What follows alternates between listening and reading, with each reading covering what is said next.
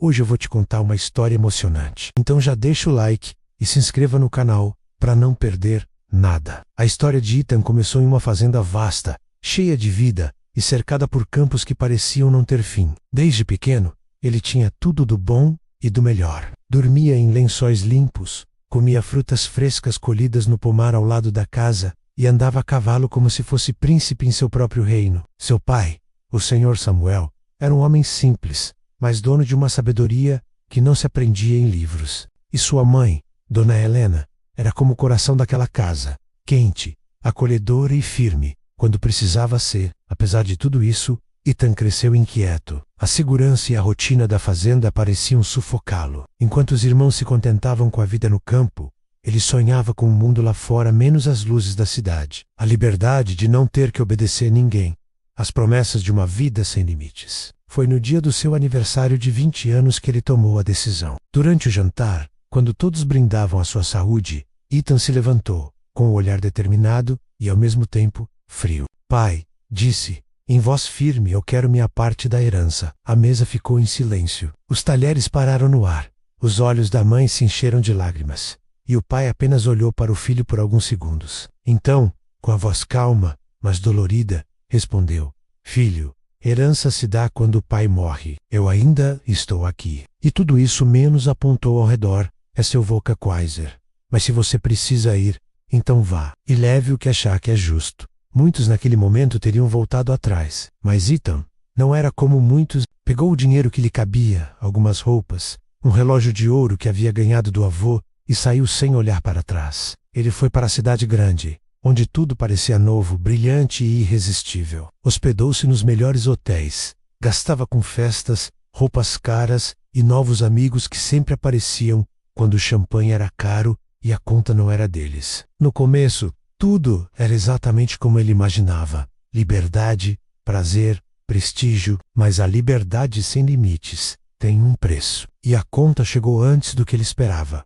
Ethan não sabia administrar dinheiro. Achava que nunca acabaria. Investiu mal, perdeu em jogos, emprestou para pessoas erradas. Quando percebeu, seu cartão foi recusado. A conta do hotel ficou impagável e seus amigos desapareceram. Amém, sem dinheiro, sem lar, sem ninguém, e a olhar, envergonhado, o reflexo sujo de si mesmo, nas vitrines das lojas onde antes comprava sem pensar. Foi nessa época que começou a sentir uma dor que não era física. Era algo mais profundo, uma saudade cortante, um arrependimento amargo. Ele se lembrava dos dias em que acordava com o cheiro do café feito pela mãe, das conversas no alpendre com o pai, ao entardecer. Lembrava das festas da colheita, da macieira que ele mesmo havia ajudado a plantar quando era menino. Era como se tudo que ele rejeitou agora fosse a única coisa que lhe restava no coração. E foi ali, sentado na calçada fria, com o estômago vazio e os olhos marejados, que Ethan tomou uma decisão. Uma decisão simples, mas difícil, voltar. Mas como, depois de tudo o que fez, depois de ter virado as costas para a família que sempre o amou, será que ainda o queriam de volta? A dúvida pesava mais do que a fome, e a vergonha o paralisava, até que, num impulso, roubou um pedaço de papelão de uma caixa e rabiscou uma carta. Era curta, mas sincera. Pai, se ainda me quiser em casa, amarre um pano branco na macieira ao lado da ferrovia. Se eu ver o pano, eu desço na estação. Se não, sigo adiante, eu entenderei. Dobrou a carta com as mãos trêmulas e mandou pelo correio de uma igreja. E durante dias não conseguiu dormir. Até que o momento chegou. Comprou, com as últimas moedas, uma passagem de trem. O coração disparava. Estava prestes a passar pela curva que dava vista à antiga fazenda. Mas não conseguia olhar.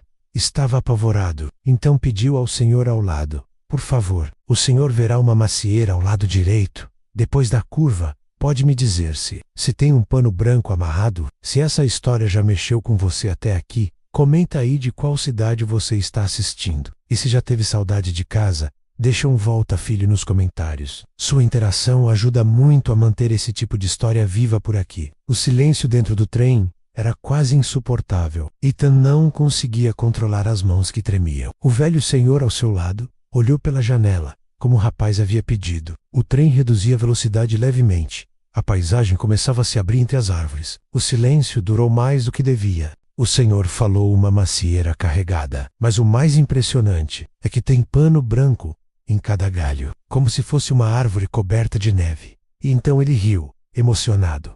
Mas não é só isso. O celeiro está todo pintado de branco. A cerca, o telhado da casa. E tem um homem no portão, acenando como um louco, gritando algo. Meu filho voltou. Um choro preso há anos explodiu no peito. Abriu os olhos. Virou-se rápido para a janela e viu com os próprios olhos seu pai, de braços abertos, vestido com a velha camisa azul, sorrindo como se o tempo nunca tivesse passado, como se nada precisasse ser explicado.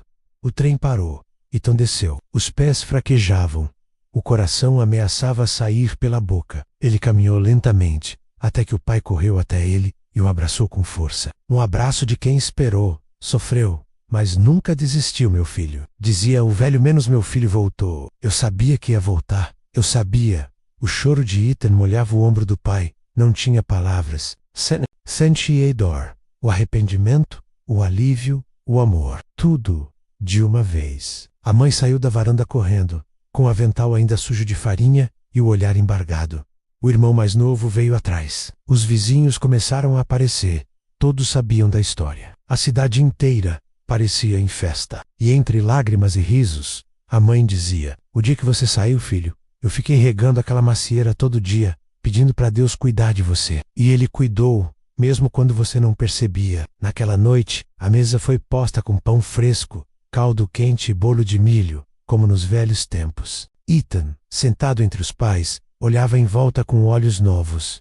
Tudo parecia mais bonito agora. Até o som dos grilos parecia música. E nunca mais vou querer ir embora. Às vezes, tudo que uma pessoa precisa é um pano branco e um galho. Se essa história tocou você, disse, olhando para a câmera, menos, escreve aí nos comentários. Minha árvore ainda tem panos brancos. Compartilhe esse vídeo com alguém que esteja longe de casa. Às vezes, você precisa se perder para entender o valor de voltar.